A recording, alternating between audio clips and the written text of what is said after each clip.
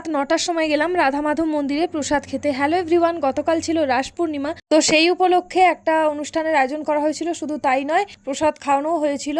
অনেকেরই কিন্তু প্রসাদ খাওয়ার নিমন্ত্রণ ছিল এখানে, আর আমাদেরও কিন্তু নিমন্ত্রণ ছিল। সেই জন্যই রাত্রেবেলায় বেরিয়ে পড়েছিলাম। মা আর বোন গিয়েছিল অনেক তাড়াতাড়ি, মোটামুটি 7টা নাগাদ, আর আমি গিয়েছিলাম অনেকটাই পরে, 9টার সময়। তো ভাইপো নিয়ে গিয়েছিল, আর মন্দিরে এখানে নাম গান হচ্ছে, একবার চলো দেখে নাও। राम जी की लीला है न्यारे न्यारे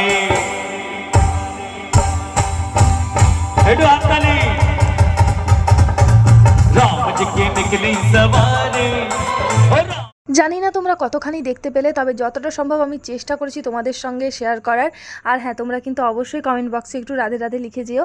আর তারপর দেখো, প্রসাদ খেতে চলে গেছি ওপরে প্রসাদ খেতে গিয়ে সত্যি কথা বলবো, আমি বাড়িতে না খিচুড়ি খেতেই যাই না, কিন্তু এখানে গেলে এখানে যে খিচুড়ি ভোগটা এত তৃপ্তি করে আমি খাই, অমৃতের স্বাদ পাই।